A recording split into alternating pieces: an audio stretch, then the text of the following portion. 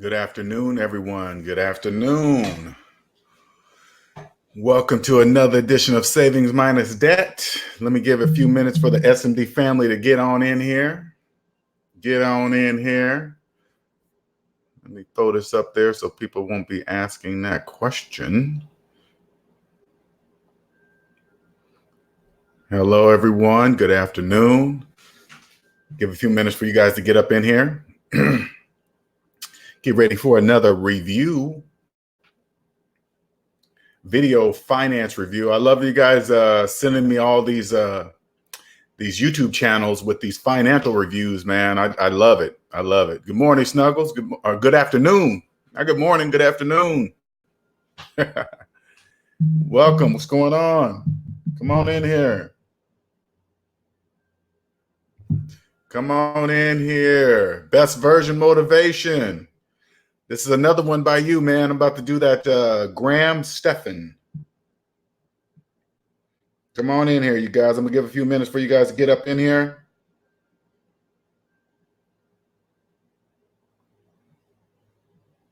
Get on in here. Take a few minutes. Elijah Jones, good afternoon. Welcome, Elijah. Get on in here, you guys. This is another good one. Get on in here. Welcome, welcome. I'm just giving a few minutes for you guys to get up in here before I get started. As you guys can see, the title of this video is How I Borrowed Free Money. All right, this is another. What's up, Mark? Welcome. Send me that email right when I was getting on live, man. I saw it. So get on in, you guys. This is a video suggested by Best Version Motivation. We're going to get into this guy, Graham Stephan. He has 1.2, almost 1.29 million followers. Okay, he's got a lot of followers. Ready for another one, Elijah says. Welcome. I'm glad, man. Be ready. Now, all right, so let's get this started, okay? All right, we got to give a few time. All right, today's video is by a guy by the name of Graham Stephan. And the link's in the video in the description, the full video. So what we're going to do is just go over, he's talking about finances, and we're going to go over it. And for those of you that may be a fan of Graham Stephan, I want you guys to understand that I'm not saying Graham is bad, good, what he's doing is illegal, or I'm not saying any of that. I'm listening to see if what he says is making mathematical sense, because math and money are one. If math didn't exist, we couldn't count money. Okay, so math and money are one. The only thing that can separate math from money is feelings, how you feel about math. I mean, it's really irrelevant. It's like, hey, I feel really bad that 5 + 5 = 10. You know, it sounds crazy. So that's how it sounds when you mix your feelings with your money. So never, ever do that. So what I'm going to do is review this particular video. It's about, how long is it? 16 minutes long, right? And I'm going to pause through it and let you guys know if he's speaking debt or if he's speaking debt free. Now, I really kind of I watched the first few minutes to see if it's good for this particular segment of the SMD family. And if it's good, okay, cool. I'm going to bring it on in. And I really don't watch the whole thing because I want to watch it with you guys so you guys can see the reaction, see what he's saying during it. Because I want you guys to see how easy it is for me to listen for a person that's speaking debt or speaking debt free. And if you guys are in debt, it's probably really, if you're new to the channel, it's probably really hard for you to understand the difference between the two. All right. Because sometimes people speak debt. Sometimes they mix business with personal, and if you're in debt, you really can't understand. You can just see his stuff. You see his background, you see his cars, you see the nice background behind the scenes. Oh man, look how neat everything. You know, people get caught up in that, totally forgetting you're here to listen if he's giving good financial advice. So again, I'm not saying anything negative about Graham. I'm just seeing if he's speaking debt or if he's speaking debt free. All right. And those of you that are new to my channel, please do not forget to hit the subscribe. Please do not forget to hit the like button. and let me know your thoughts. Leave your comments. All right, let's get this started. Let me remove this out the way. Let me remove this banner. There it goes. All right. All right, let me get this screen shared.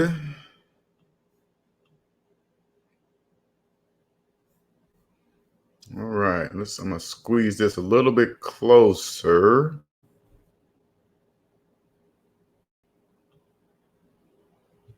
Try to get all screen in there, you know what I'm saying? All right, and I am going to put this on the side over here so I can see you guys' comments during the video.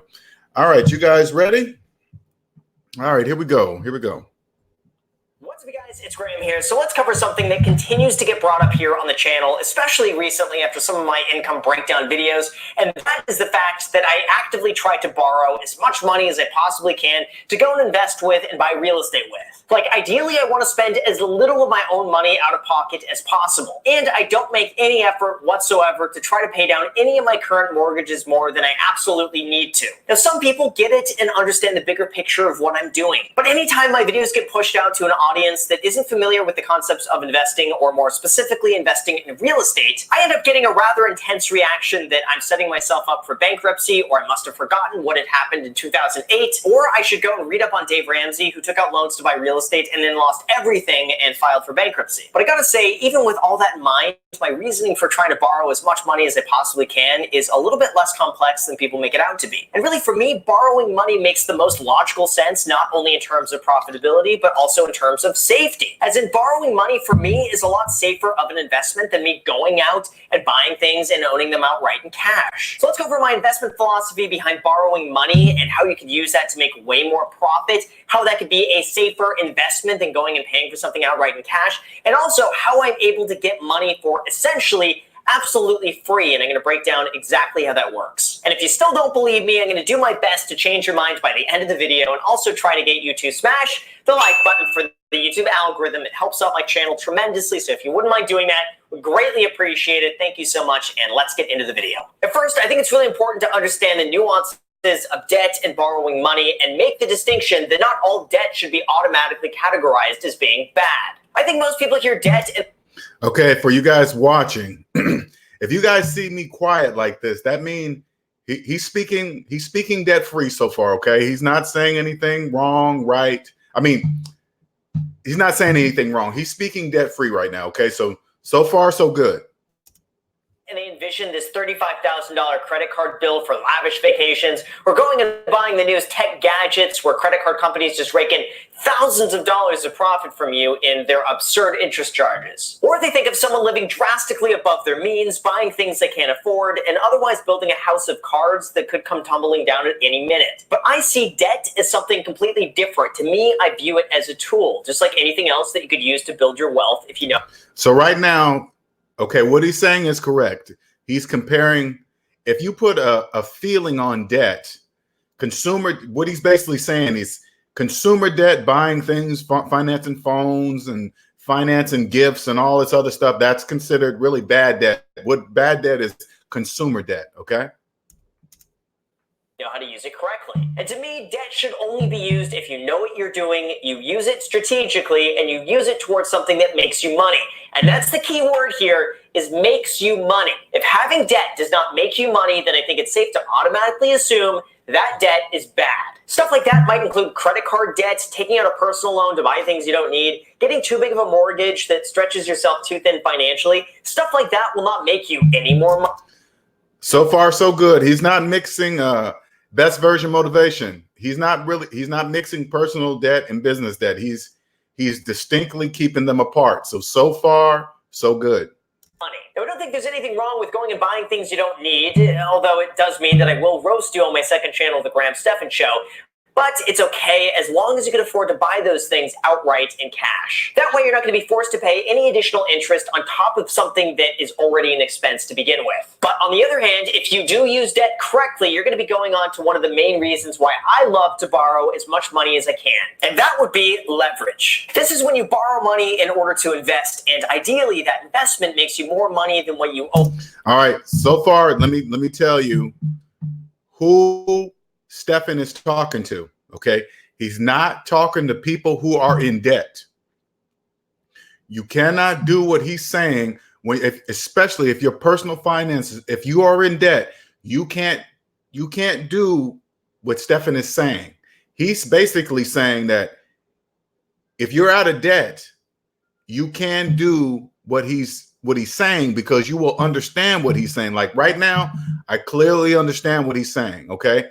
He's talking business wise. He's saying he borrows money on the business side to buy assets. Okay. That's perfectly okay. So, and tell you the truth, as he's speaking, I'd still want to see his personal credit report, but I can tell if I asked him that question, he would know why I'm asking. And I really see him not having a problem showing me his personal credit reports, all three. I really don't think he would have a problem me seeing those. Back in interest on that loan.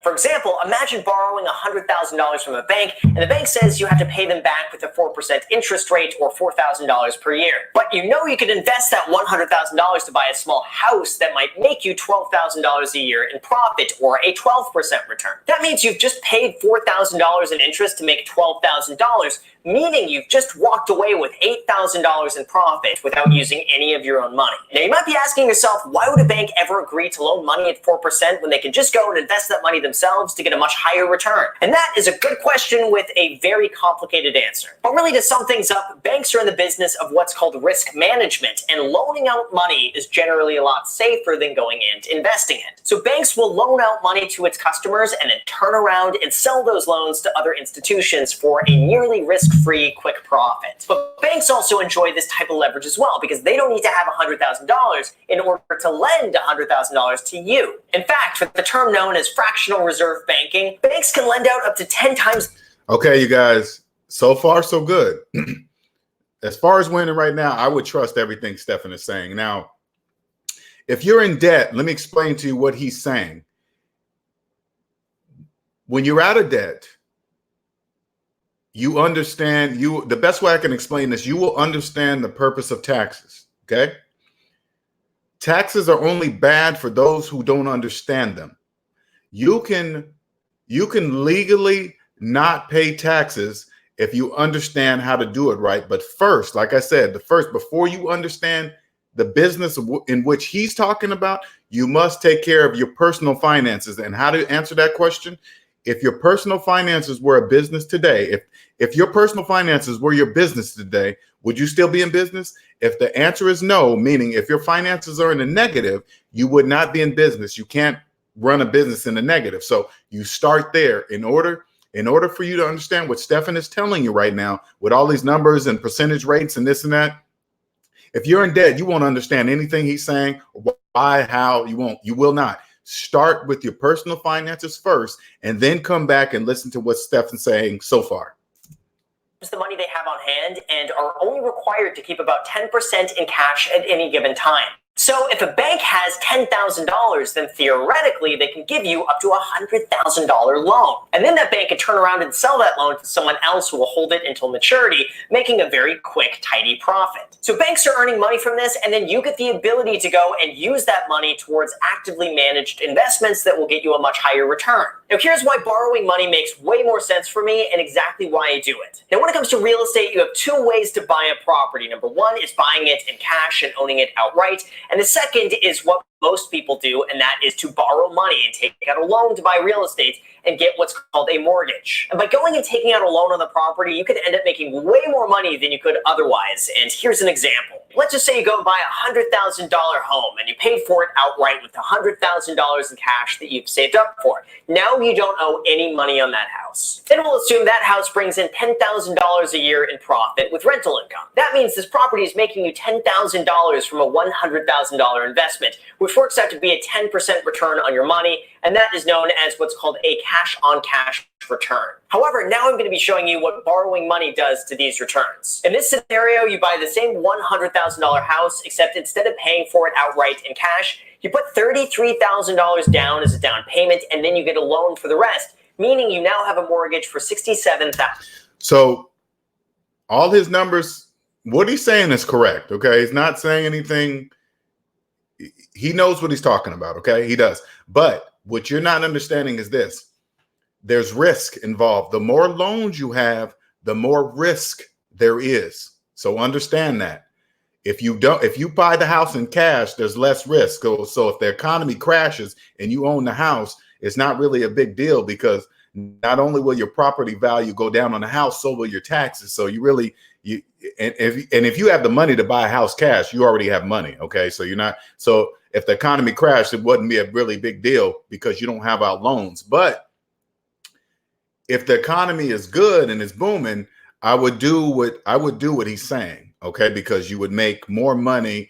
You would make more money, because I guess the best way to say it is this: when you borrow money, you don't have to pay taxes on borrowed money.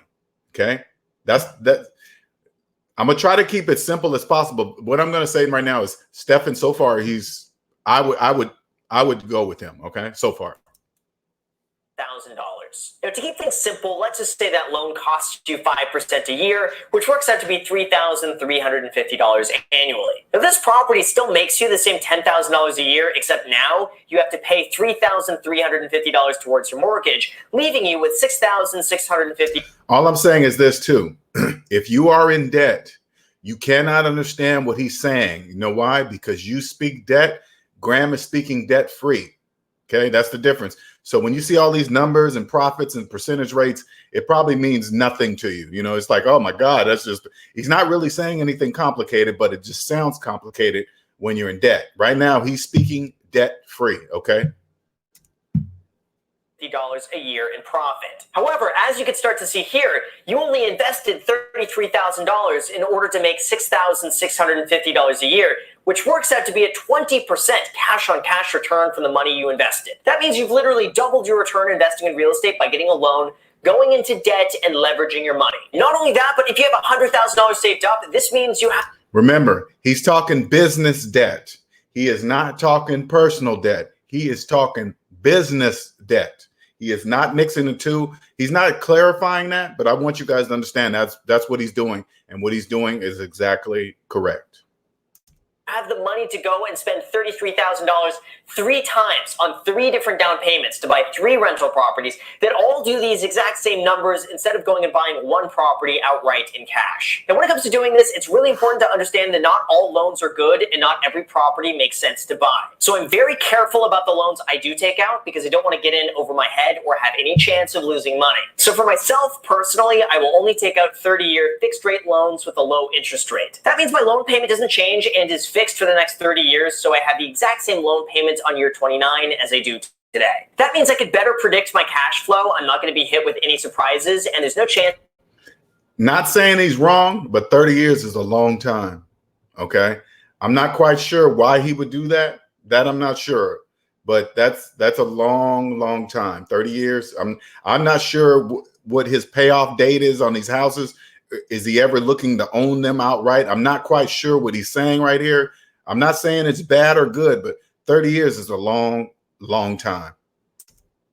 Of the bank ever asking for all the money back on short notice, regardless of what happens with the economy. Then after 30 years of making payments, I'll own it outright. I won't have any more loan on it, and anything else I make will be 100% profit. Now, in addition... Okay, see how casually he said that? And in 30 years, I'll own it. 30 years? 30 years? Come on, man.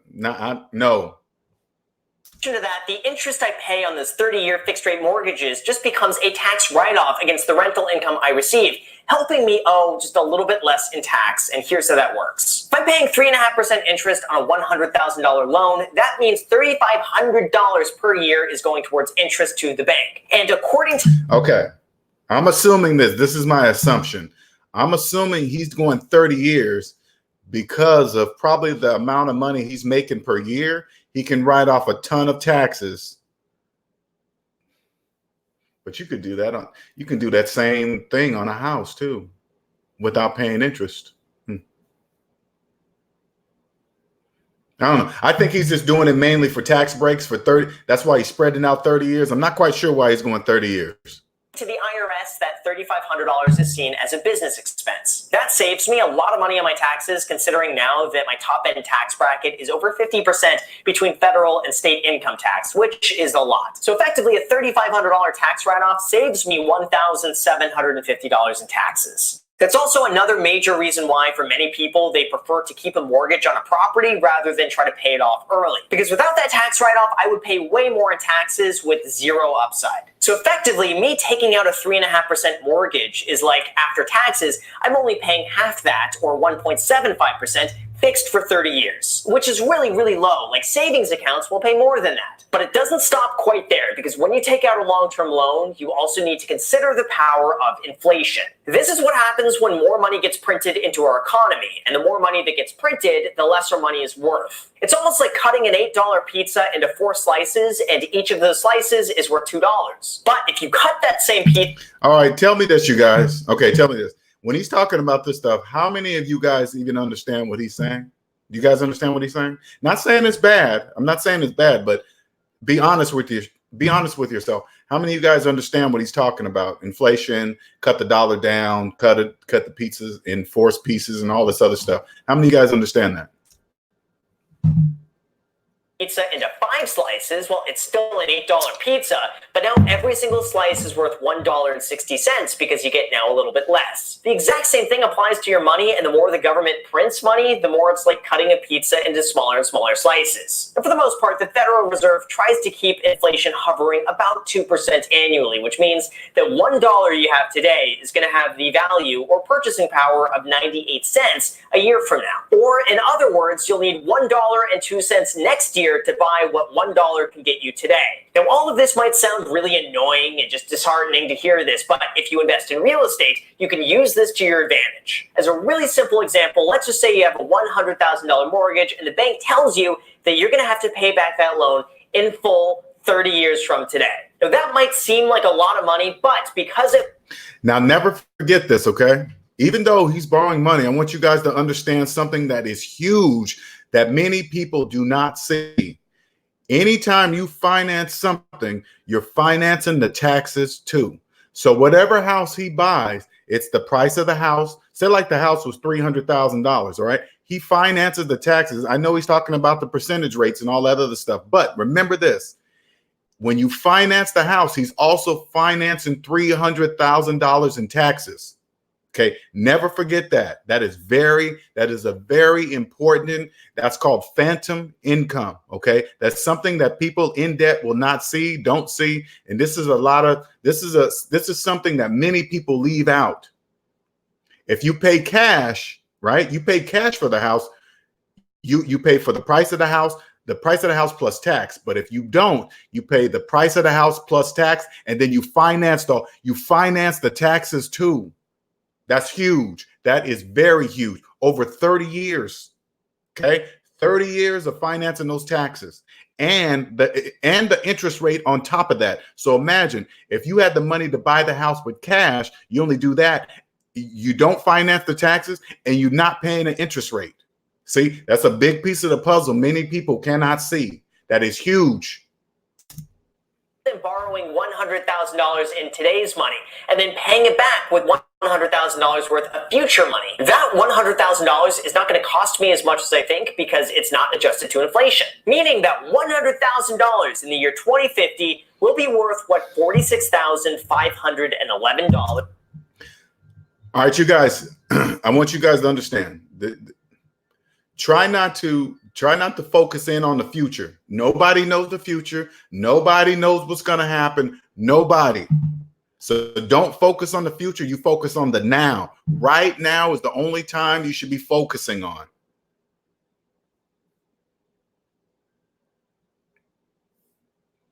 Let me see one second here. Beat City says, if you watch his videos, you'll know it works. He got 6 million in property and only 1.6 in debt. Okay, Beat City. I'm not saying if Stefan really does have that or doesn't have that. All I'm saying is this. I don't know that. I don't know what he has unless he shows me some paperwork or I know if you watch his videos, you'll see the houses and the cars and this and that. And he says I'm not saying that he doesn't.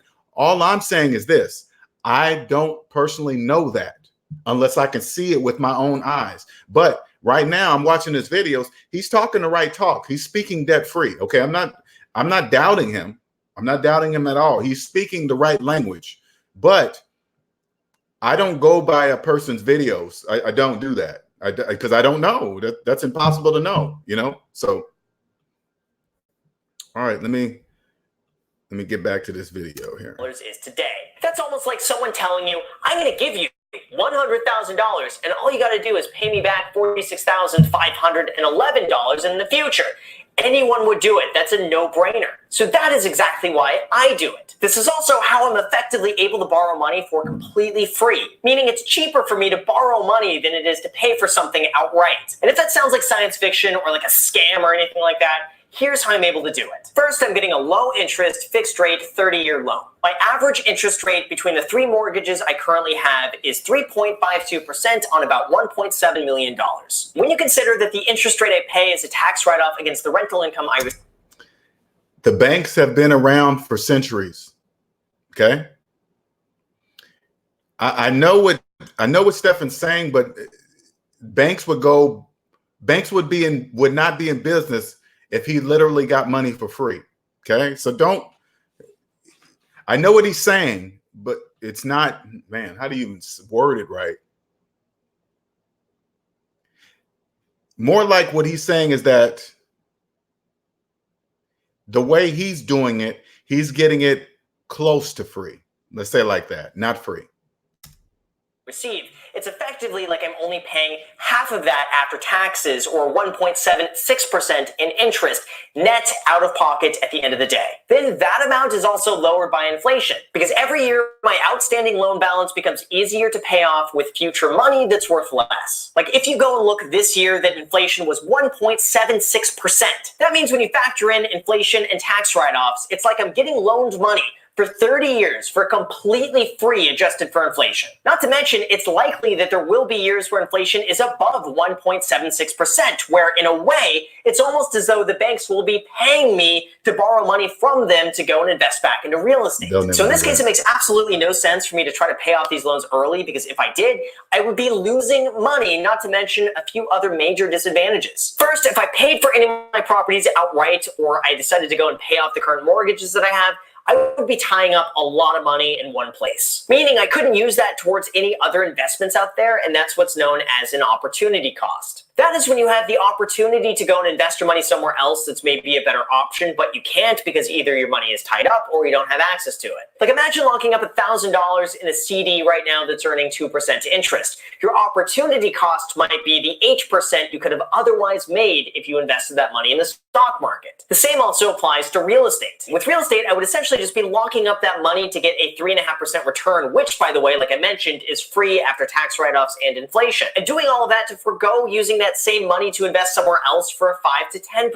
return. That means if I went to pay off the mortgages, I would actually lose money than if I kept the money in cash. And then he's a fast talker. Okay, he's a very fast talker. And I'm it's not that I can't keep up with him, but I don't know if any of it's true. I don't know unless I see it. That's all I'm saying is this: unless I see it, not by his videos, not by his channel, just because he's got 1 million subscribers. I'm not saying that he's wrong, right?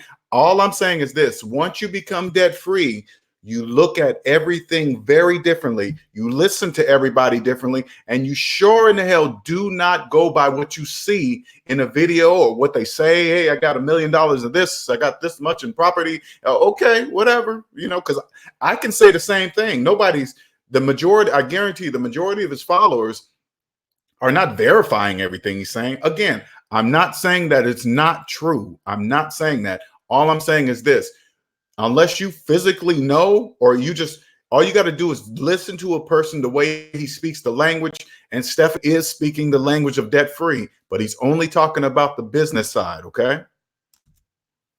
invested it somewhere else. And second, by borrowing money, as odd as this is to say, I'm able to better diversify my investments, allowing me a safer spread of my money. For example, instead of tying up all $1 million in one property, I could decide to tie up $250,000 in one property and then spend the other $750,000 buying 3 other properties in different. Never forget, more loan, more risk. And each other property he finances, he's also financing the taxes too. Never forget that.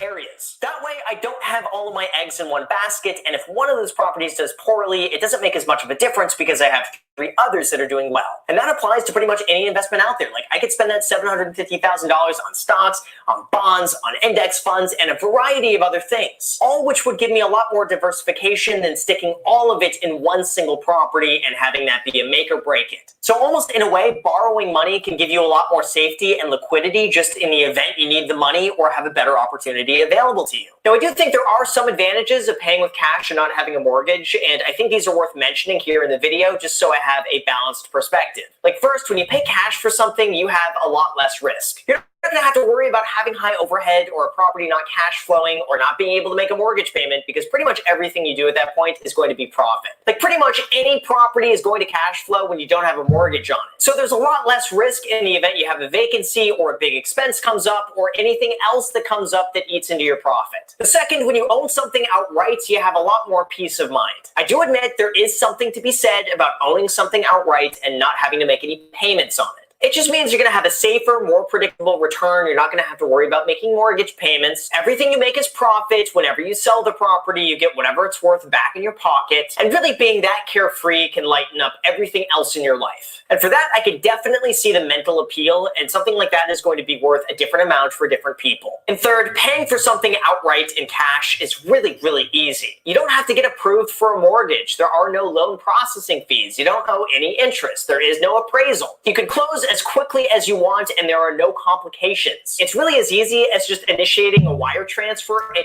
All right. I like what he did here, okay? He's stating what is. That's true. If and best version said it right here, okay? Best version says, LJ, regular people think they can do what he does. Okay. What he's saying, he is not talking to those of you who are in debt. You cannot do what he's doing while in debt. You cannot understand. He's talking debt free. You know, he is just, you're right, chess players. He is talking debt free. He's even giving you the pros of paying cash. He's exactly right. And I like the way his style, he's doing that. Now, if it was when it's time for me to invest, I would trust him. I would go to him and listen to what he's saying. I would believe he has the stuff he has on his website. I would believe that he really does have properties like that. I would believe, because I'm just listening the way he's speaking. He is speaking the language of debt-free on the business side. He's not talking to people. He's not talking on the personal side. Again, if you are in debt, you cannot do what he's doing, nor can you even understand what he's saying. And you're done. Compare that to getting a mortgage, which could be quite a hectic process and sometimes take upwards of 30 days. Sometimes you can also be more aggressive with your offer because you can close so quickly, which means that potentially you can negotiate a lower price if you're a cash offer. But overall, having done both, He's right, because you got to remember, always remember this, you guys. Never think about money individually. You think about money collectively.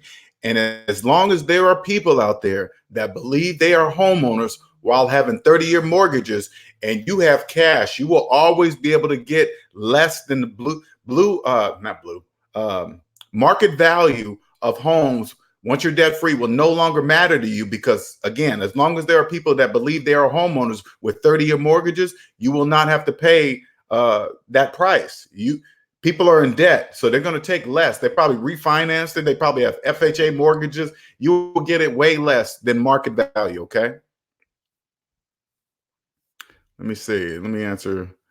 Let's see. Beat City says, it makes sense, but me personally, I'd rather follow your method. I'm 27, got good credit score,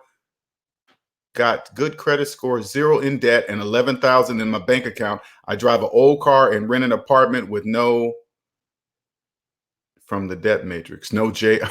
That had to have been a typo. Okay. You know what? Beat City, he is. when you are ready to invest in like real estate, I would listen to him. Okay.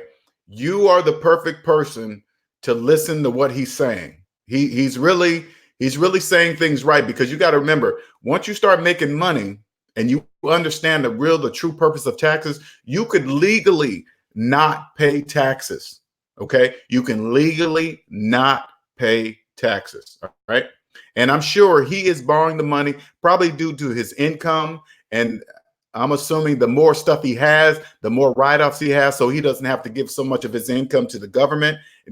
There's a way you must play it. It's just not, if it was easy, everybody would be doing it, okay? But you must first get out of debt first. I'm not talking to you, B-City, but the general person, okay? Chiz Player said you should follow his channel. He has a lot of good debt-free business and real estate and investing info. Oh yeah, I've subscribed to him, okay? So far, so good. B City says, rent an apartment with no job, live with my girlfriend. That works for me from the matrix, works free from the matrix. Yeah. You can, man, life is not expensive. Once you're financially free, life is not expensive. You probably already know that, B City. Life is really, life just seems expensive when you're in debt, and it's really not. I've been out. I quit my job in 2016. Here we're going on 2020. Okay. I'm not rich. I'm just debt free. All right.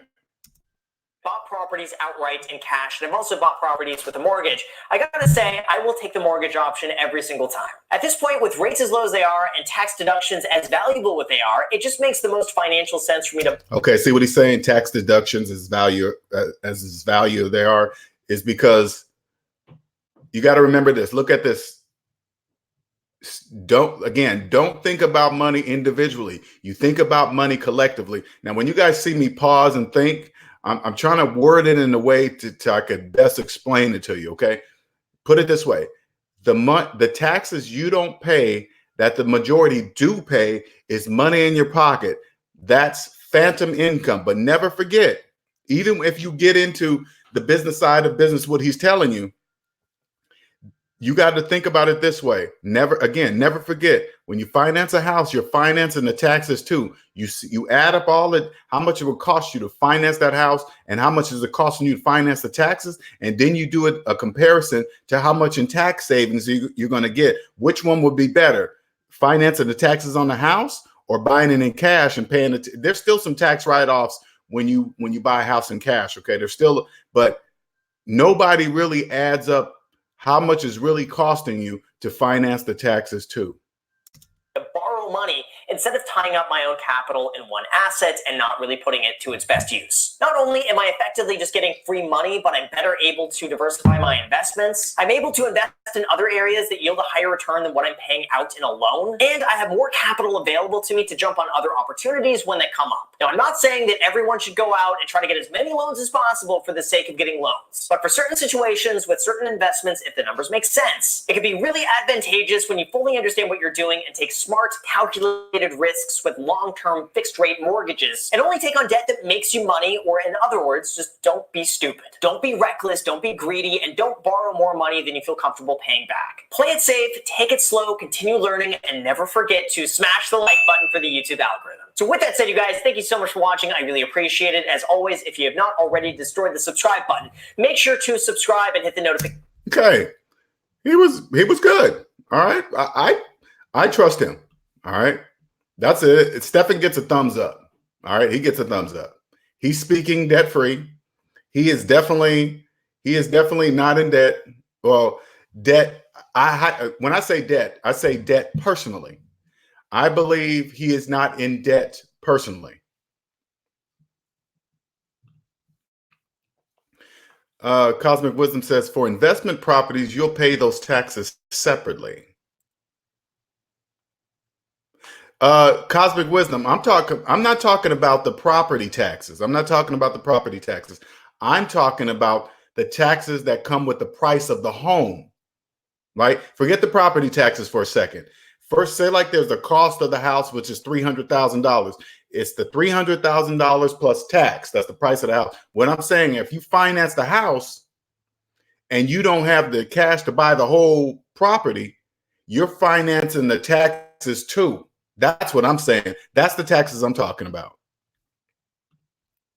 Cosmic Wisdom says the mortgage requirements are way higher versus a mortgage for a primary mortgage.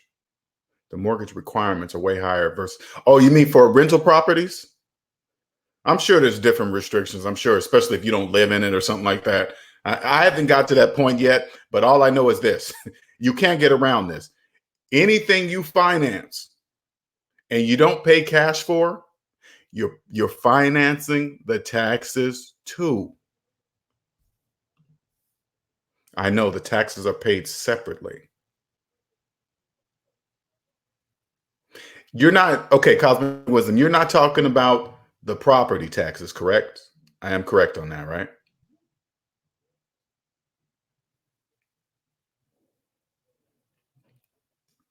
Because I'm thinking, and I might be wrong. I don't know. I haven't done it yet.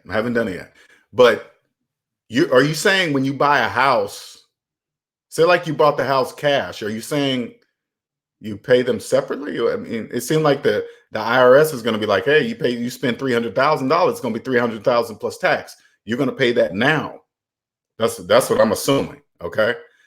Now I got to get that information, but I can't see it being separate. Okay. All right. I guess I got to talk to you about that because maybe I'm missing a piece here. I don't know about it. I mean, I would take your word for it than my own because I don't know enough about it. It just makes sense. But so you're saying, let me ask you something, Cosmic Wisdom. You're saying if I financed a house, I'm not financing the taxes because I don't have the money. So what is the IRS going to do? Wait for me to make payments to them on those taxes? Is that what you're saying?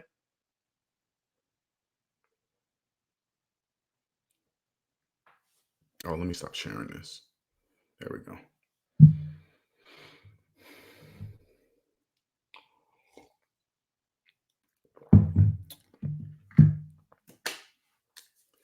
This is a good, hey, I like this dude. I ain't gonna lie. He was nothing negative about him. Nothing negative at all. He is obviously very good at what he does. He's got 1.29 million subscribers. Graham Stephan. Okay. Cosmic Wisdom says, if you get a mortgage for an investment property, you pay year property tax and closing costs in addition to a down payment.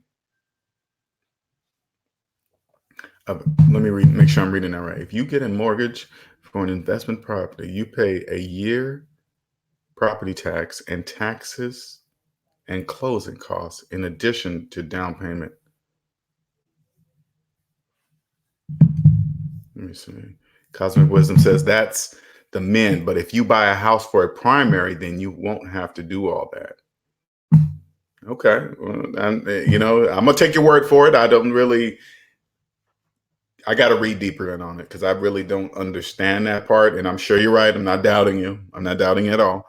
I'm just, that just seems weird to me. It's like, I know it's different. Like, for example, if you buy a car, it's the price of the car plus tax. And then if you don't have the money, I know I'm comparing apples and oranges, but I'm just trying to get a better thing in my head, a better picture in my head. If you finance a car, you put $1,000 down on the car and you don't have the rest of the car. So it's the price of the car plus tax. And if you don't have the money for the car, you definitely don't have the money for the taxes. So you're financing the car and the taxes. Is that something different with what I'm saying? Because I'm not sure.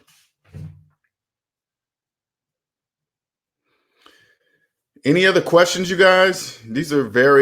Cosmic Wisdom is very knowledgeable. Okay. I'm not doubting anything she's saying.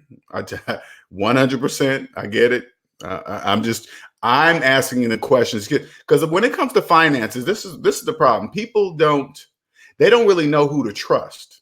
Okay. When you get financial information, I know for a fact that Cosmic Wisdom understands the language of debt free. So I know she understands what she's saying. But if you're in debt and people are spewing all this information at you, you don't know who to believe, right? And you're going to naturally gravitate towards somebody that's showing showing fancy houses and fancy cars and fancy clothes and fancy stuff in the background when they do videos. I get it. And you will automatically assume that they must know what they're talking about because of the stuff you see. See what I'm saying?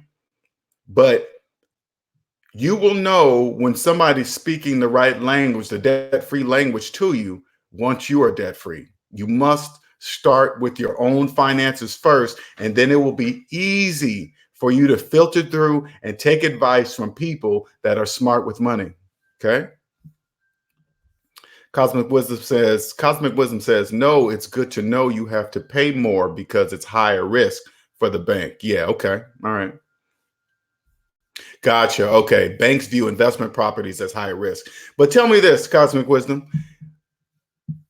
Okay. Yes, that would be higher risk because you don't live in it. But once the bank looks at your credit report and see you have no debt personally, right? They're going to know right away you know how to manage money well, because they're going to see you have no personal debt and you have a good credit score and a good job, right? But the main thing is that you don't have any personal debt. So they're going to know you're going to automatically take those good habits and pass them over to the business side, because you can't help it. You know, you're going to naturally pass those habits over to your business side. So they're going to know. So I'm assuming that's where they're gonna that's where they're gonna determine if I believe personally, and you can tell me if I'm wrong, that's how they're gonna come up with your percentage rates on your loan, by determining if this person knows if they're broke or not. So say, for example, somebody goes to try to get a loan for an investment property, but they have $100,000 in student loan debt they've been keeping for the last 10 years. The bank is going to know. So say, for example, they had $100,000 in student loan debt, but they saved up $20,000 to put down on this rental property. Now, according to the bank knows that that person is negative $80,000 in the hole, but they have to determine if that person coming to the bank to get a loan for the investment property knows or not if they're negative $80,000 in the hole. And I'm assuming if they figure out they don't know that, they're going to charge them the percentage rate accordingly. See what I'm saying?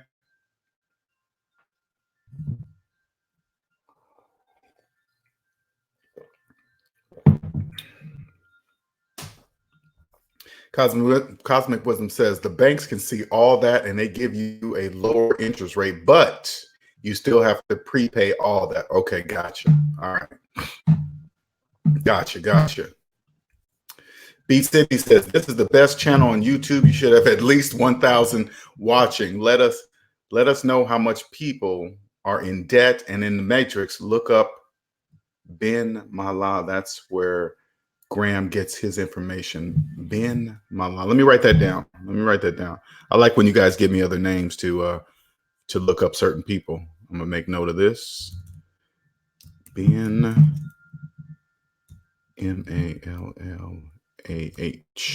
All right, appreciate that, man. I love looking up more, because I don't, and don't get me wrong, I'd be an idiot to think I was the only one to think the way I do.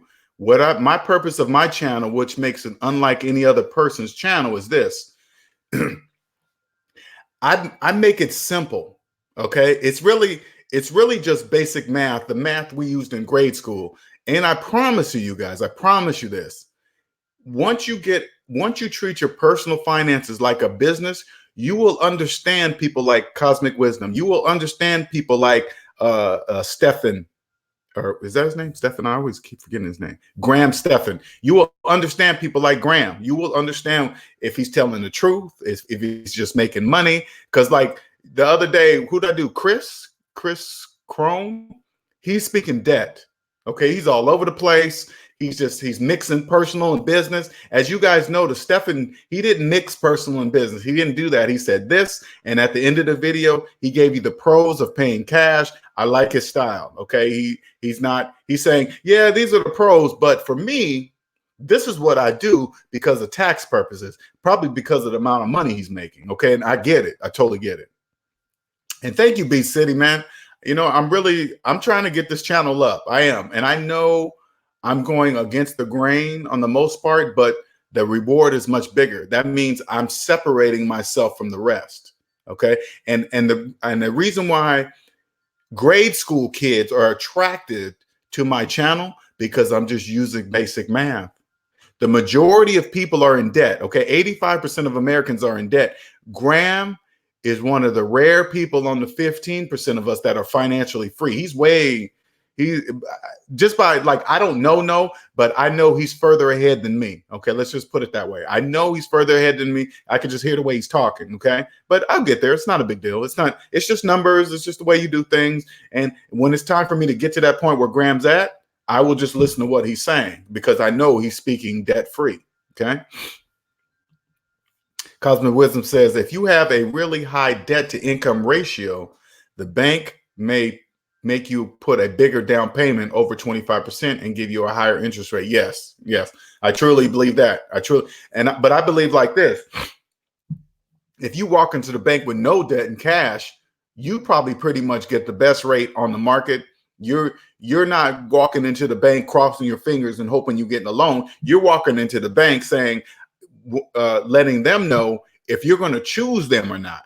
It's not a hope that, I really hope I get this mortgage. No, you're saying, am I going to do business with this bank or not? That's the difference when you're not in debt.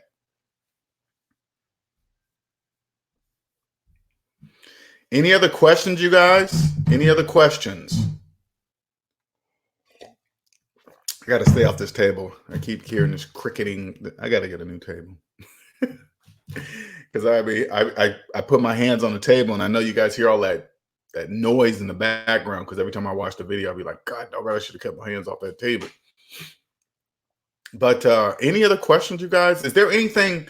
I know you guys are liking these videos. These critique videos are really they're getting a lot of traction.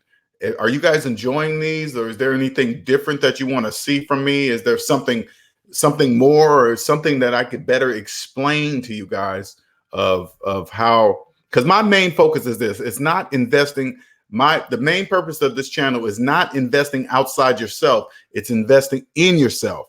And if you're in debt, I don't want you guys to, if you're in debt right now, you don't know how much debt you're in. If you got a whole bunch of student loan debt, you don't think you ever pay it off. You're not ready to go see Stefan. You're not ready to hear what he's saying. You're not ready to do what he's doing. You're not ready. You start with you. Any other questions out there? Free 30-minute consultation right there. Go to my website.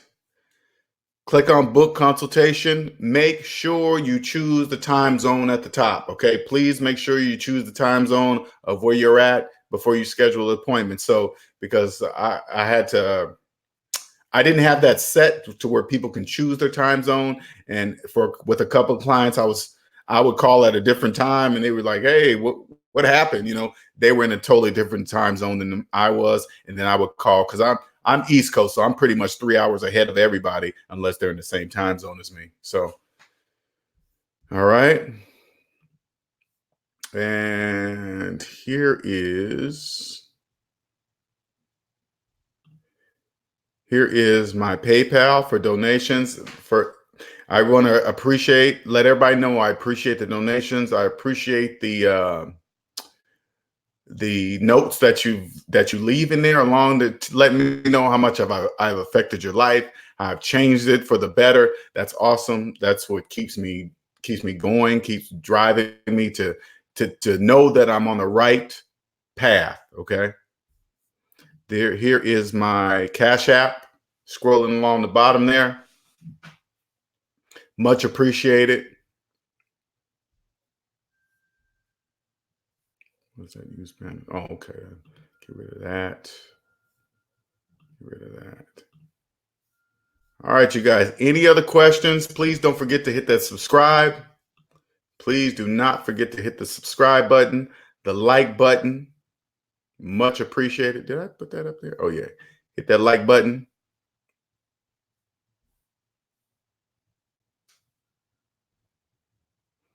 What is that?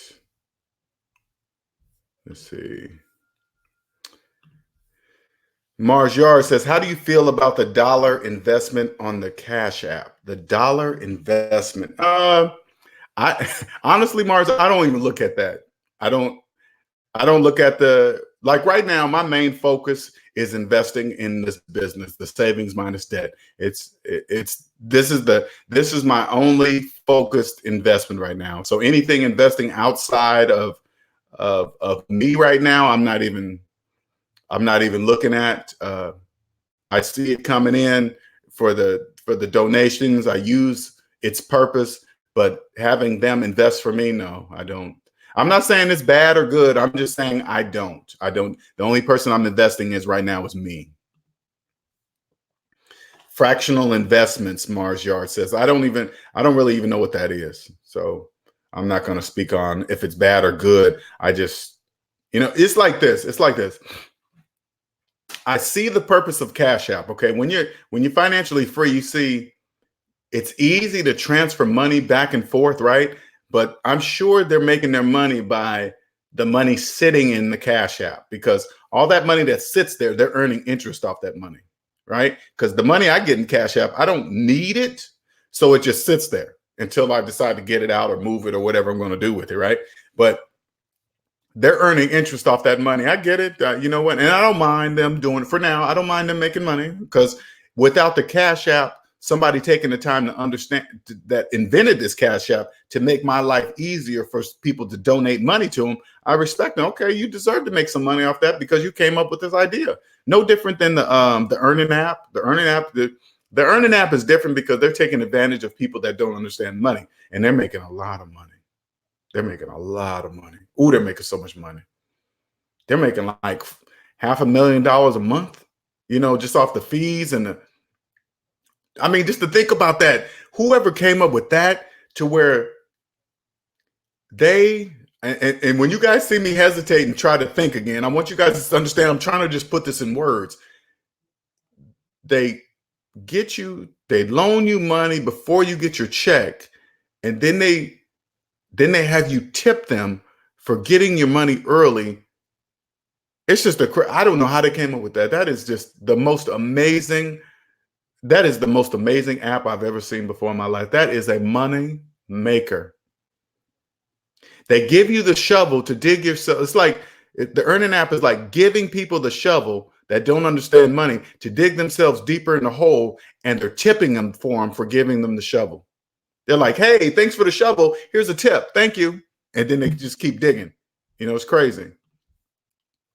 B City says he is further ahead than us, but think about the stress of dealing with all them loans for 30 years and tenants that are a full-time job by itself. I'm assuming like this, Beach.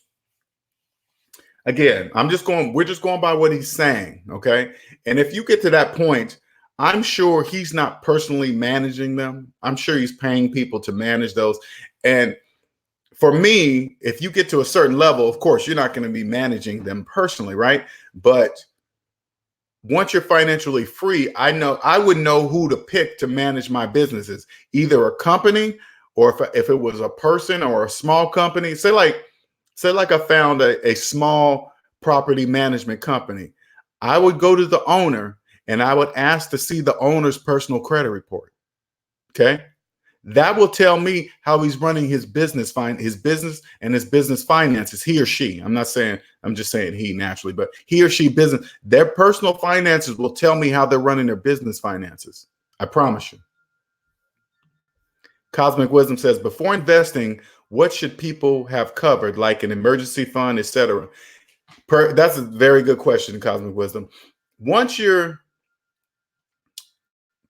you're getting out of debt, I agree with Dave Ramsey. You start with $1,000 emergency fund, okay? And once you get out of debt, the best way I can say it is that you will have money. Your money will stack so fast from your job, you won't really think about, hey, I need a 6-month emergency fund, a year emergency fund, because you won't even think about that because you'll have so much money. Your expenses will be so low because when you're getting out of debt, not only do I create plans for you to get out of debt, I also, it counts on which plan you buy from me, right? I will teach you how to minimize all your expenses And when I help you minimize your expenses, that same amount of money can be put towards debt. So here, let me give you guys a couple examples. If you are paying for one person, if you are paying $100 a month for your cell phone bill, okay, and for the exact same service, I pay 20, and I show you how to do it, that's $80 more that you can apply towards your debt. And once you do that, and once you notice you get the same exact service without all those taxes, because when you get a traditional phone, you got the plan that you bought in the store, and then by the time you get the bill, you have all these taxes that come with it. Might jump that bad boy up to $120 a month, right? When I show you the service that you use the exact same service, exact same towers for $20 without all those taxes, that's $80. That's almost $100 saved. So that's $100 more a month that will go towards your tax. And that's just one thing I show people, how to minimize their expenses. And once you get totally out of debt, you're not going to go back to maximizing your expenses. You're going to realize how much when you're in debt, you were living. This is how much your expenses was per month. But once you get out of debt and I show you how to minimize them, you imagine being totally out of debt, making the same amount of money you got at your job, but now your expenses are this low. See what I'm saying? They're low, and you're going to keep them there. You're not going to go back and say, hey, I'm out of debt, I'm going to go back to paying $120 a month for a cell phone bill. You're not going to do that. And so all that money that you was putting towards debt is going to be stacked up in your savings account. So you're not going to look at, oh man, do I have 6 months emergency fund? Do I have a year emergency? You're going to automatically have that. You're not even going to think about that. You're just going to have it. And then that's when you're going to start to say, okay, let me talk to a person like Cosmic Wisdom. Let me go look at Stefan and see what I can do. Because you'll start to understand the purpose of taxes. Once you understand how taxes are only bad to those people that don't understand how they work. They're not bad. You will understand why they are in place. I know they sound complicated. You don't really even need to understand taxes. You will know how to pick the right tax person. How do you do that? You ask to see their personal credit report. Their personal credit report will tell you if they understand the taxes. I don't care if they're a tax person, accountant, CEO of a bank. It doesn't matter. None of that matters. You ask to see their personal credit report, period. Okay.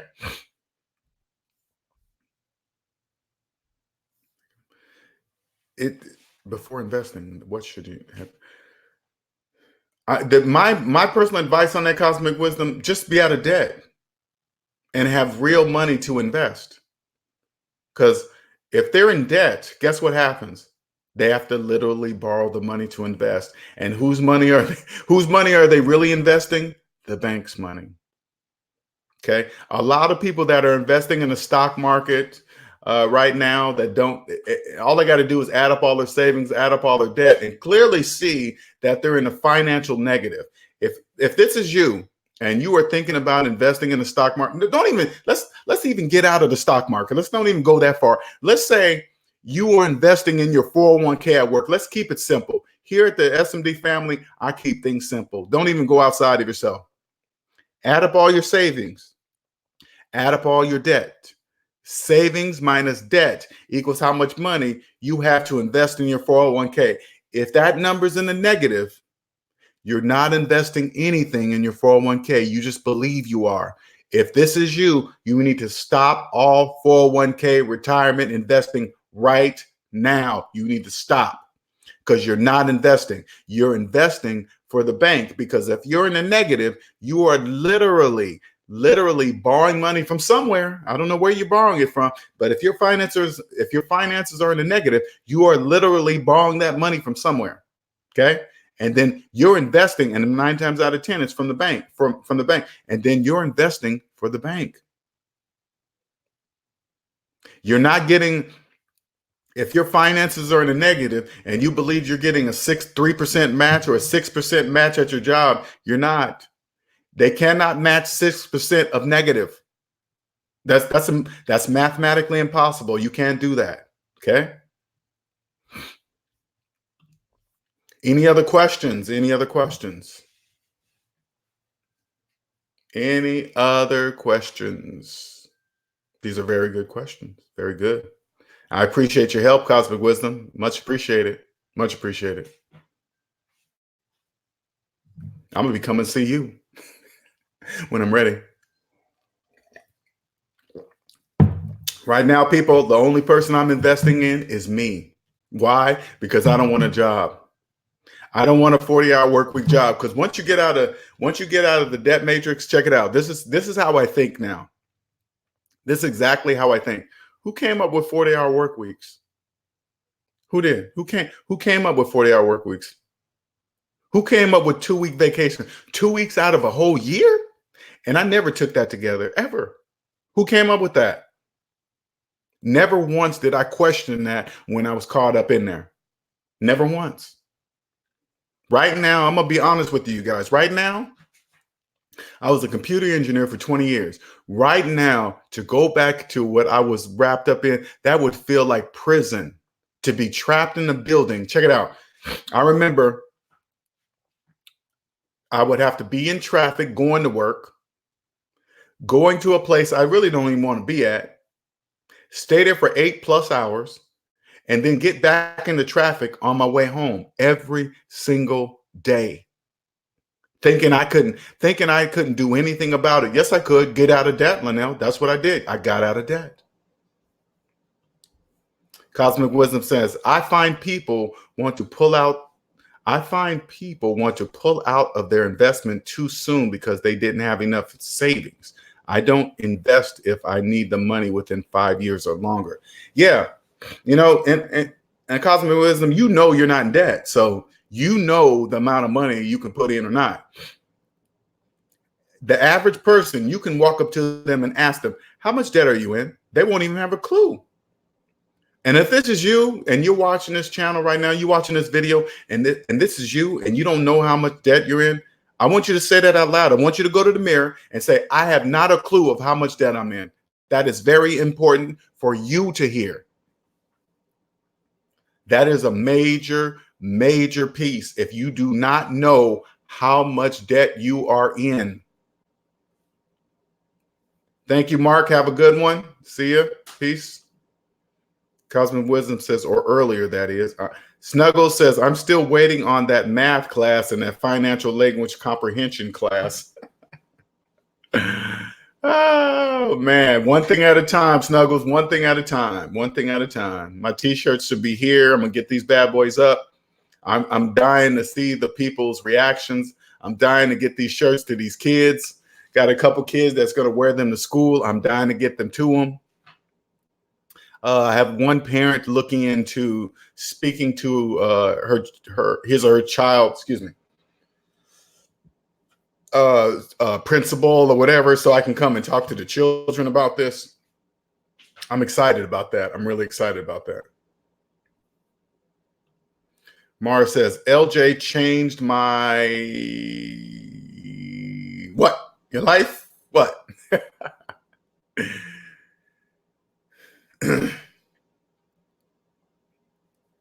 This is the best one. I'm gonna try to describe what it's like. The freedom, you think about it this way. This is the best way I can describe it. Think about it this way. Add up all your savings and add up all your debt. Savings minus debt equals how much money you have in real life. Now, whatever that large negative number is, all right, I want you to imagine somebody writing you a check to pay off every single penny of that debt, okay? Every single penny. Now, imagine the relief from it. I mean, imagine the freedom you would feel if somebody said, instead of giving you the money, they say, you know what, I'm going to pay off every single bit of your debt. Because if you give a check like that to a person in debt, they're not going to do it.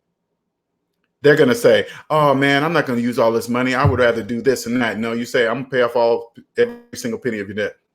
Now, imagine what that would feel like if somebody did that for you. That is what it feels like to have a net worth of zero. Did you hear me? Not $1 million, not $1 billion, a net worth of zero. That's what it feels like. Isn't that crazy to think about? Isn't that crazy? That's what it feels like to have a net worth of zero. That's the freedom. That's the freedom I feel every single day I wake up. This is how I connect with people like Cosmic Wisdom. If I was speaking debt, she wouldn't even understand me. She would click on my channel and be like, this dude doesn't know what he's talking about. Click off, see ya, because I'm speaking debt free. I'm never going back, you guys. I'm never going back, ever, never going back. And when I say never going back, I'm saying never going back into debt. Honestly, I personally, I could not imagine signing a 30-year mortgage. I couldn't do it. I would have to have, when I buy another house again, because I'm 50, okay? Time does matter, okay, in this equation. I wouldn't buy another house unless I had a solid plan to pay that bad boy off in 7, okay? That's not hard. That's not hard to pay a house off in 7, only if you're financially free, okay? Snuggle says, thanks to this young man, I took a copy of my credit report and saw that I was over $20,000 in debt because of cosign, excuse me. Because of a cosign, he actually helped me realize I realized where I was and the mistakes that were made. I appreciate that, Snuggles. Very much appreciate that, man. I want you to see that for what it is and never cosign for anybody again. Don't ever do that. Ever. Just look at it. If somebody comes to you and asking you to co-sign for them, that means the bank turned them down. Believe the bank. The bank sees something that you don't. They've been in this game for hundreds of years, centuries, okay? Take their word. Beat City says, are you planning to invest in real estate when you save a lot of money or always stay out of debt free? I got plans on buying a house, but only when I can afford to buy cash. Okay. There's B City, personal house, rental house. Okay. 2 separate things. Will I go into debt on the business side to buy a house? Yes. Will I go into debt to buy a house on the personal side? Yes, because I'm 50. Okay. Because I'm 50. Now, if my channel blows up, don't get me wrong, I'm buying my house. I'm buying my personal residence with cash. I don't care what anybody says. I'm buying my personal residence with cash. Why? Because your personal residence is not an asset. I know people call their homes an asset, but if you're dishing out money, if you're paying, assets make you money. Okay. An asset makes you money. If you have your personal house, you're paying a mortgage, you're paying taxes, money's going out.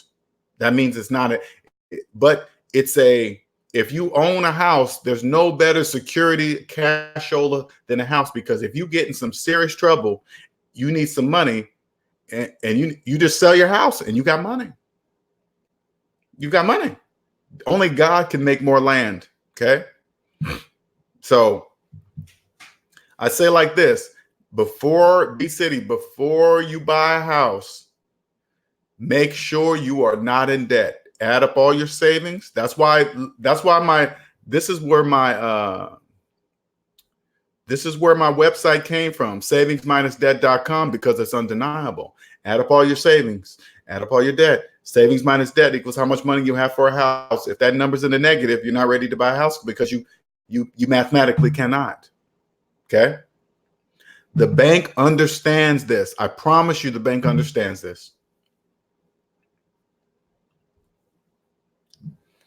Mars says, mindset after Omi video.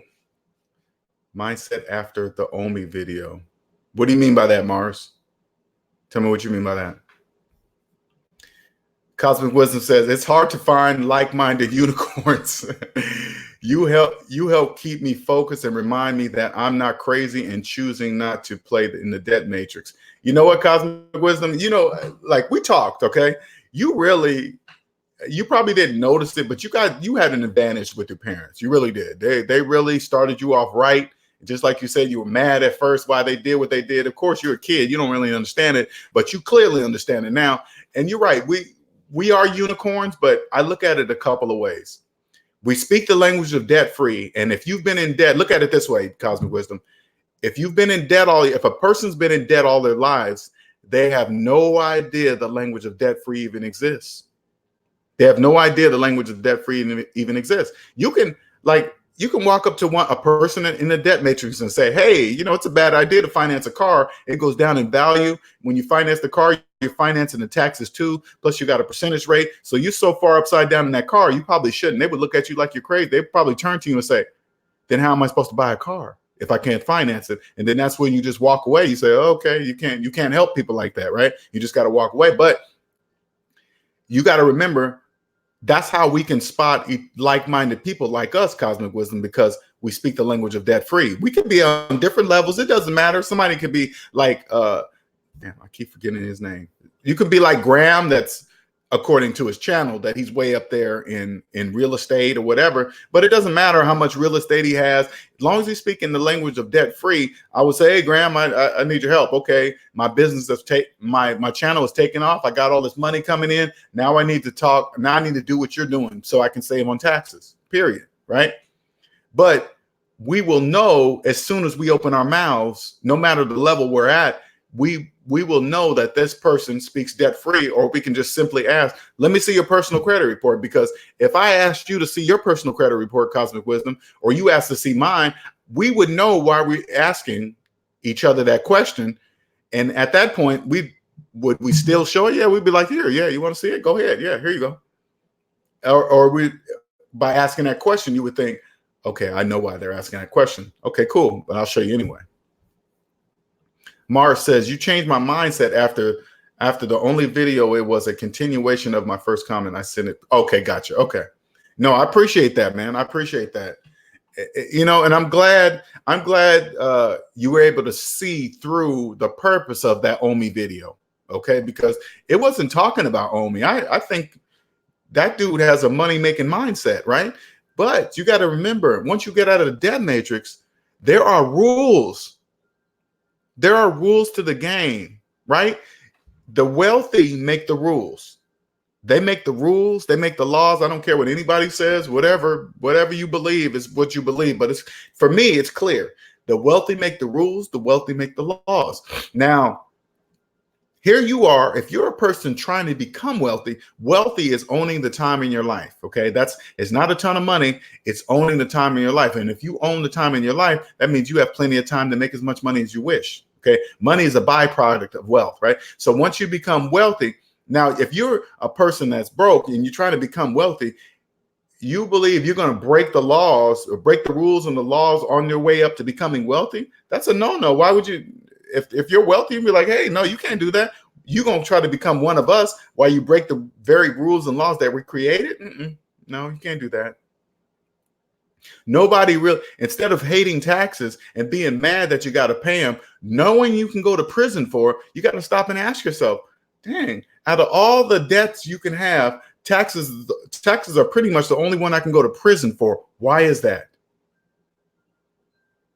The reason why that is because it's the backbone of our whole economy. That's why.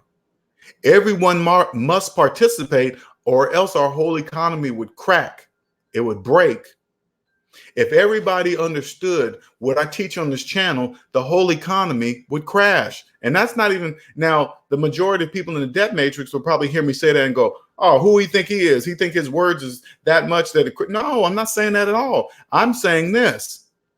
If you are new to my channel and you are new to what I'm saying, if you understood what I was saying, there would be nobody left to finance cars, shoes, clothes, houses, cell phones, dishwashers, blenders, stoves, lawnmowers, anything, the majority of things that go down in value. Yes, a house can be bought incorrectly. If you have an FHA mortgage, you bought your house incorrectly. Incorrectly. Okay. A house, just because you have a house doesn't make it an asset. Okay. That's not true. That's just talk. They're just saying things. When you hear stuff like that, you got to consider the source. You must consider the source. Oh, thank you. Mm-hmm.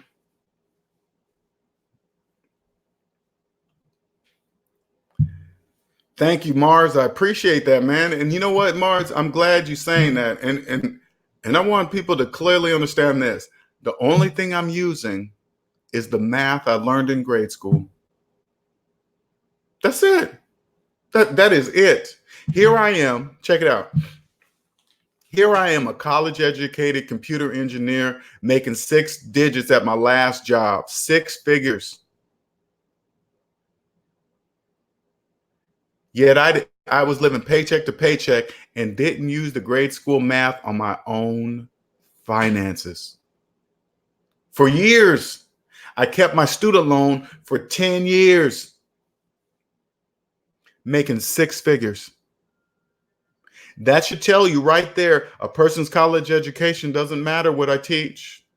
It doesn't matter a job title. Accountants are in debt every single day, and they are trained to balance books, yet their personal finances are in debt. Why? Why would accountants' personal finances, why would they be under zero? Why?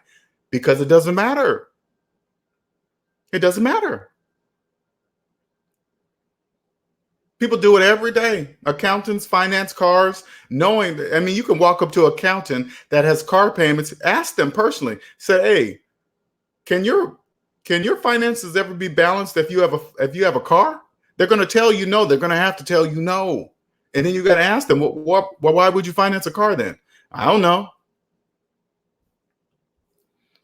Beach City says, lucky I'm not in debt. Got 11K positive, but a nice home where I live in Syracuse, New York. Okay, is only 80,000. Should I keep paying 800 a month in rent with my wife income, or save little 8K more and mortgage a house mortgage?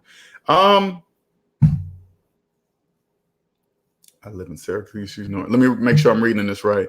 It's only 80,000. Keep. No, I say like this. Beats. I say like this. As long as again, savings minus debt equals how much money you have for a house. As long as you have, no, this is what you do. I'm gonna make it even simpler. Go into the biggest bank in your city. You walk into the bank, you say, hey, I want the best top rate mortgage you have to offer in this bank. The bank is going to say, oh, you do? Okay. Here's the requirements. Okay. You're going to take those requirements. You're going to look down those requirements. Unless you meet every single one of those requirements, if you don't, you leave the bank and you don't come back until you do meet the requirements. That's when you'll know you're ready for a house. Okay. That's the best advice right there. That's when you know you're ready for a house, because you're already out of debt. You already crossed the first hurdle. You're already there. You're doing positive cash flow, right? Don't worry about the rent. Don't worry about the rent versus the mortgage. You're throwing your way money on rent. That's debt speak, okay? If you're paying $800 and you have a place to live, you're not throwing away your money because you have a place to live. You can't live for free. It bugs the crap out of me when I hear people say that. Oh, you're throwing your money away on rent. No, I'm not. What do you mean? I have a place to live. There's no place. You can't live around. You can't live in somebody's property for free. And plus, like this, Beats, this is what I'm saying. I check this out. I always tell people this, that especially since you're debt free, I'm gonna tell you this. Okay, go to your manager, go to your property manager or whatever, your landlord, whatever. Right? Go to them just like this. If you sign a year lease, you say this to your landlord. If I pay you a year in advance for this rent, can you knock off a month or two? 9 times out of 10, they will knock off a month or two for that year. If you tell them you're going to pay the entire year, they will probably give you probably end up paying 10 months and have 2 months for free. The 2 months for free, that's money in your pocket. That right there drops your monthly mortgage from 800. Say like, let's do it like this. Okay, so like this. Let's go like this.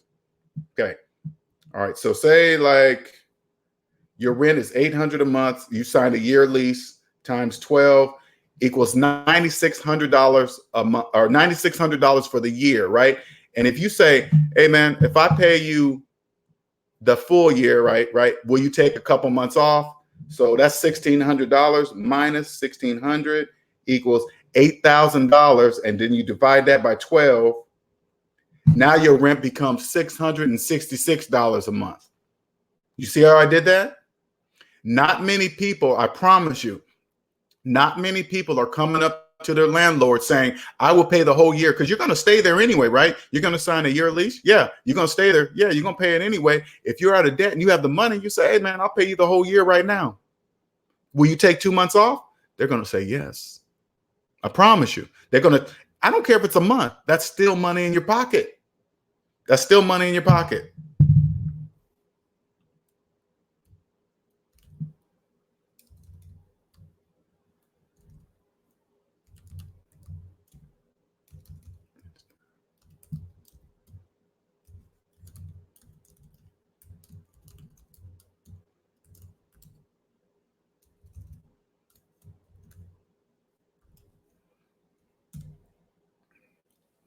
You see how I did that, Beats?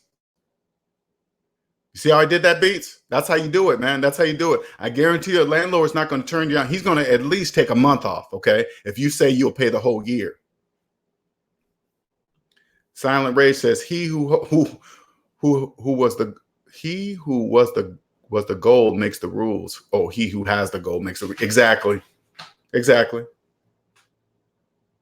And if you're on your way to building true wealth, if you never forget, because once I got out of debt, it's clear that there is a hierarchy, and it's not in books. The wealthy make the rules, the wealthy make the laws. Okay. And if you're trying to become wealthy, you cannot break the laws that the wealthy create. That makes absolutely no sense. That makes no sense. Snuggle says, my rent is $1,300 monthly. Now, I don't know how much money you make a year, but that's going to come into play. 1,300. Ooh, that's a lot. I mean, I don't know where you live. So Cosmic Wisdom says, I'll give you a month free if you pay in advance. See, now listen. Okay. Listen what Cosmic Wisdom is saying.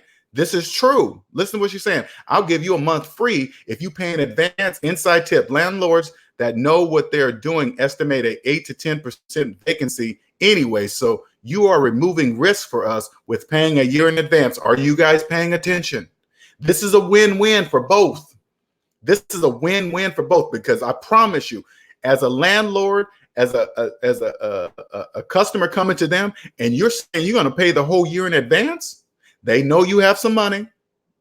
Okay, right off the bat, they're going to give you a month free. You take that month off your rental income. So now, Beats, did you see that? Now you're not paying $800 a month. You're paying, well, through the ones I took off 2 months, but a month it counts. Now, Cosmic Wisdom, she's not in financial despair, right?